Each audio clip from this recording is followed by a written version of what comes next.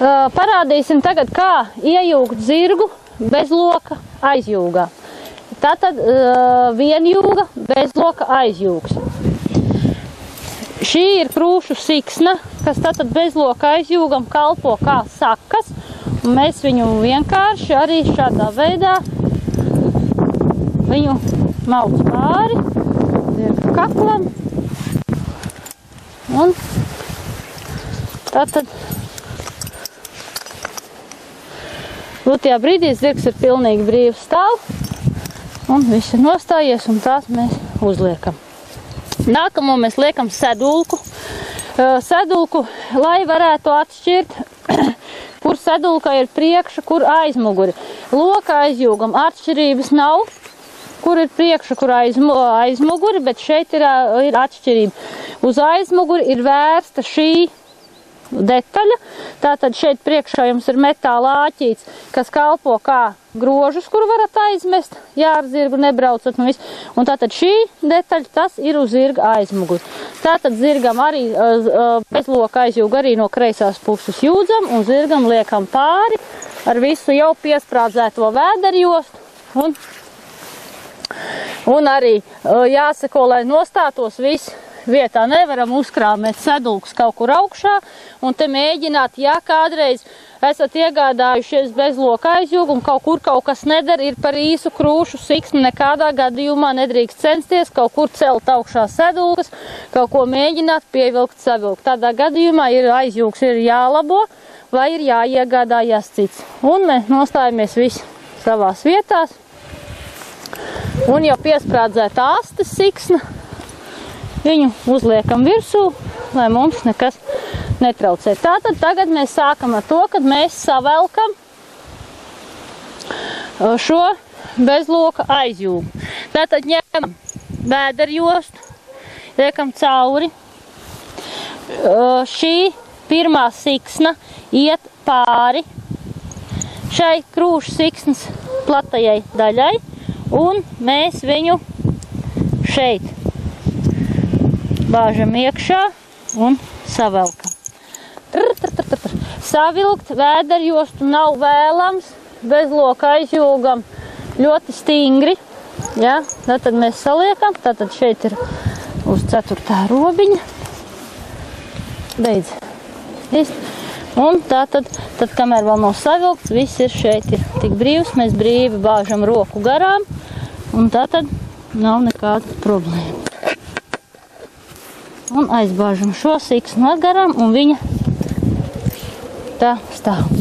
Tātad nākamais, tātad pie sedulkus jau pievienotā visa ilgšu noregulējošais viss mehānisms, viss ar šo siksnu, mēs viņu velkam cauri sprādzes šai daļai un piesprādzējam arī pie vēderjostas.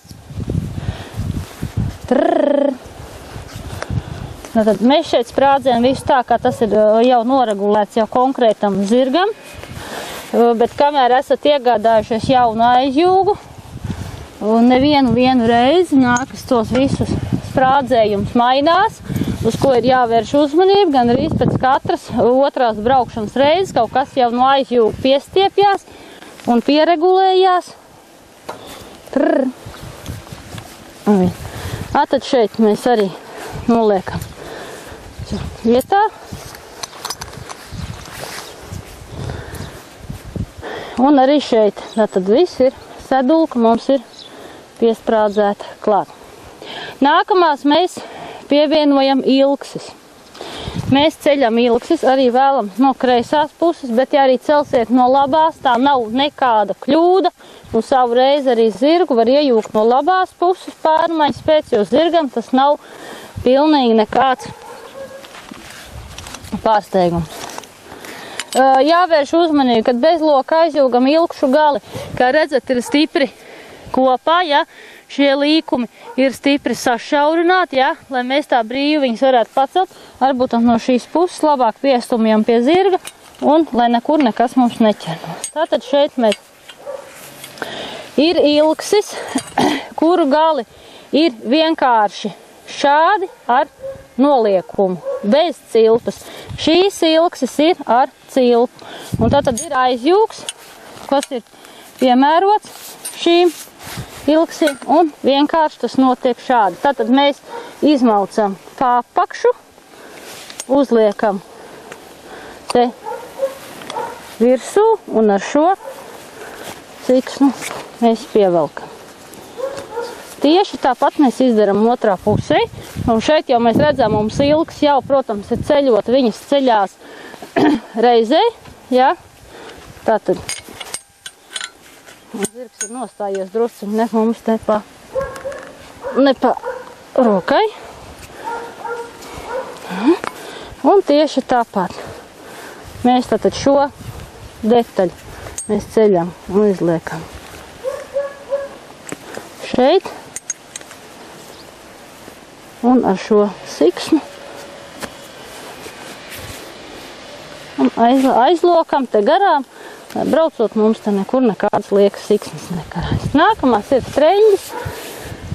Streņģis pievienojās dažādi pie bezloka aizjūgiem.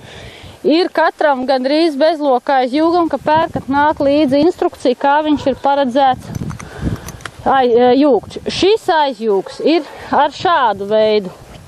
Kad mēs šī krūšu siksnas daļā šeit ir rops, un viņš ir paredzēts, kad izvelkot streņģes, un šādi, un streņģi mēs izvelkam cauri, un mēs iegūstam šādu kopskatu. Tātad šai cauri velkot te visam caur šī roba, aizsprādzējot streņģi, mēs iegūstam to, ka abas šīs siksnas, kas ir pie sedulks, mums ir sasprādzētas šeit, ir savienotas kopā. Tas nozīmē, ka visa šī daļa šeit ir veidojās tāds kā tāds mezgls, viņš viss ir kopā un nekos mēs nevaram, nekur te nevar neko tādu ne saplēst, ne noplēst, un aizjūgs kompakti jums turēsies kopā. Ir redzēts, ka arī jūdz aizjūgus šādi. Ja aizjūgam tas ir paredzēts ar visu sprāģu lielumu, tad to tā var darīt. Ir varianti, kad jūdz šādi, velk cauri, vienkārši, mēs izvelkam, un lūk. Un mēs iegūstam braucot šādu skatu.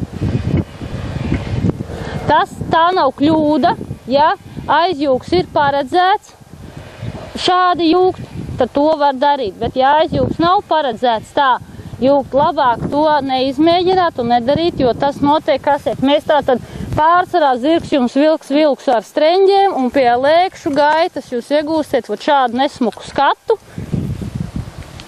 kad jums te viss brīvi staigās. Ir zirgi, ja zirgs pie tāda ir pieradis un viņam tas neko neizsaka, bet ir zirgi, kas noteikti sāktu nervozēt, ja jums te kaut kas te viņam kūļāsies pa priekšu un viss. Ir arī vēl viens variants, kad mēs izbāžam šo krūšu siksnu tikai starp šīm siksnām aiz pirmās.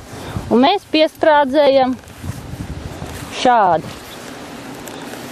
Mēs piesprādzējam šādi, un mēs iegūstam šādu skatu. Tātad, ja ir lielāka slodze vilkšanā, tātad pirmai šai siksnai ir liela slodze, un jums ir jārēķinās ar to, ka pie kaut kāda asāka grieziena, it sevišķi, kas ir svarīgi maratonā, jūs varat saplēst šo ādas cilpiņu, un līdz ar to tas skats būs tāds nevisai labs, un otrām kārtām arī jau vairs ne ļoti droši. Tātad šis aizjūgs konkrētā gadījumā ir jūdzams šādi, tātad rādu vēl vienreiz. Šeit mēs velkam streņģi cauri, uzreiz ar sprādzi, un aizsprādzējam. Šeit konkrēti zirgam ir 4. rops.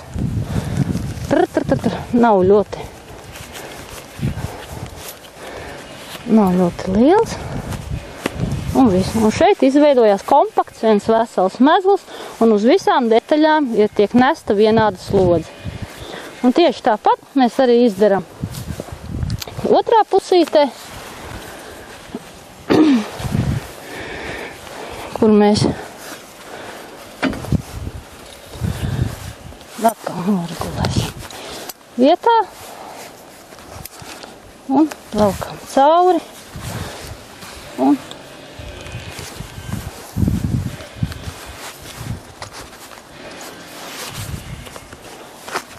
sajūdzu, kad zirgs ir sajūgs un sāksiet braukt, ir jāvērš uzmanība, lai šī līnija, krūšu siksna ar streņģi veido vienu veselu līniju, lai šī vietā neveidojās lauziens. Tātad, kas notiek, ja mēs tā, kad ja zirgs ir, mums ir braucam, un tagad, ja zirgs velk, un viņam krūšu siksna ir šeit, ja, tātad spiežu nesmuks skats, un veidojās lauziens uzreiz, ja.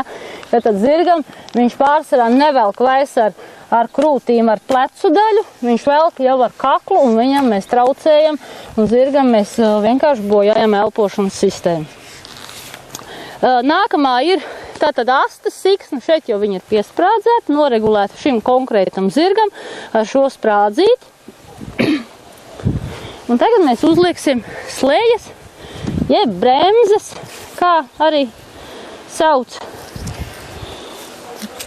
Bremzes mēs liekam tātad pāri, vispirms ir nāk pāri astei, un tātad šim konkrētajā gadījumā zirgam mēs viņus liekam arī šeit, ja, tātad pirmajā robā, ja mēs ieliksim šeit, un tas skats, nu tāds, nebūs labi. Tad liekam pirmajā,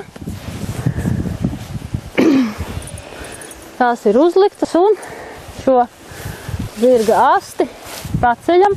Atgādinu vēl vienreiz, zirgiem, kuriem pirmoreiz šo detaļu izmanto, ir jābūt ļoti uzmanīgiem to darot. Un tātad šādi būtu jāizskatās, kad piestrādzēsim normāli.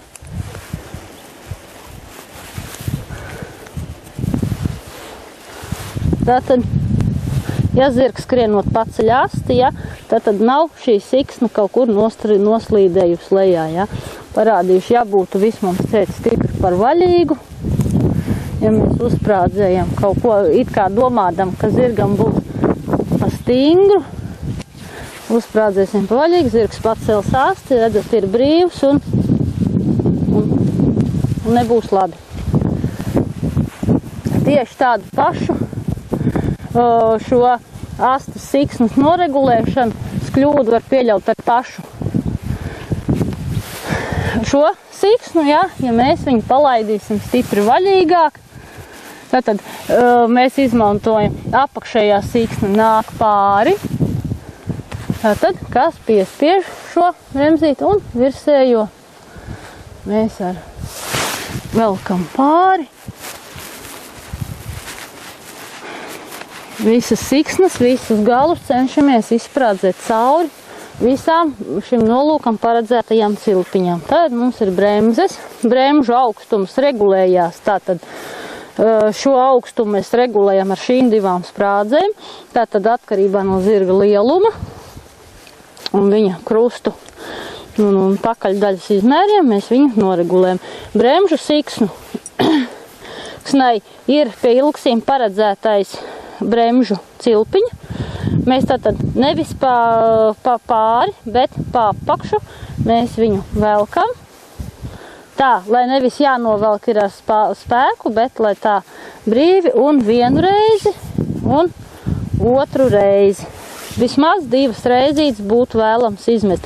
Ja jūs izmetīsiet tikai vienu reizi, nu, tad viņš tā arī jums tas staigās un īpaši liels nozīmes tam vairs nebūs. Un dils pati bremžu siksna. Šeit ir atkal, redzat, viss ir uz robiņiem. Katram zirgam jūs pieregulēsiet braucot pēc robiņiem, kurā robiņā vajag. Šim konkrētā gadījumā ir 3. Atkal jāir pāri kaut kur, lai te nebūtu nekas nesmuks. nebūtu var aizbāzt garām, jo zirgam konkrēti nekur netraucēs. Tieši tāpat mēs izdaram arī otrā pusītē. Mēs esam noregulējuši vienādi. Pēc izjūgšanas vienmēr brēmžu siksnis tiek atkal sasprādzēts, lai nekur nepazustu šī ādas cilpiņa, kuru šeit brīvi tā staigā. Un vienkārši mums nebūs aiz kā aizāķēt. Tad atkal vienu reizi, jā, mēs pieregulējam, lai viss taisni. Vienu reizīti un izvelkam otro reizi. Un tad velkam caur ādas cilpiņu. Un trešais robs. Abi robiņi, abās pusēs ir jābūt robiem vienādiem. Izņēmums vienīgais drīkst būt šī virsējā siksna, tātad no sedulas, kas ir satur ilgšu visu regulējošo mehānismu, kur drīkst atšķirties pa 1 līdz 2 robiņiem. Vairāk nebūtu vēlams, jo līdz ar to braucot viss taigā. Un jūs redzat, viss ir savilkts, bez loka aizjūgam, ir jābūt brīvi, pilnīgi brīvi. Šeit ir viss, nevis ka karājās, bet viss ir brīvi. Un mēs brīvi varam aizbāzt roku, lai zirgam skrienot, jo zirgam ir jāiet ātras gaitas, kad ir jāiet paplašināti rikši un lēkši, lai mēs neierobežojam zirgam nelpošanu, ne viņa kustību. Nākamais ir groži. Tātad liekam, šie ir ādas groži.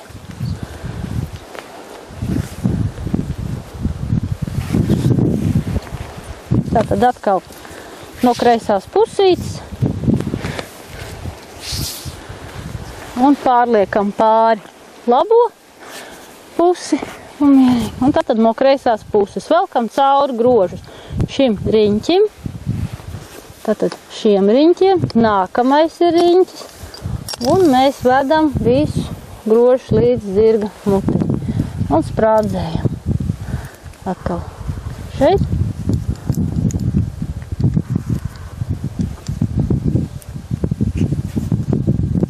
Un atkal visām cilpiņām cauri. Tā.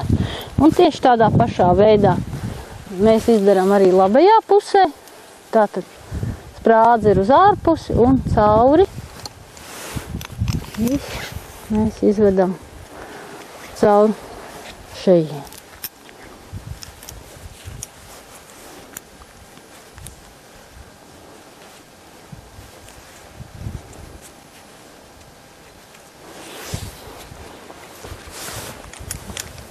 Atsprādzējam nost, lai groži mums nebūtu sagriezušies un nebūtu nekādas nepatīkamas procesijas. Mēs varam viņus vienkārši atsprādzēt. Šie groži ir paredzēti, lai mēs varam atsprādzēt un vienkārši, lai viņi mums nav sagriezušies. Viss, viņus iztaisnojam un atkal skaisti ar sprādzi varam sasprādzēt kopā.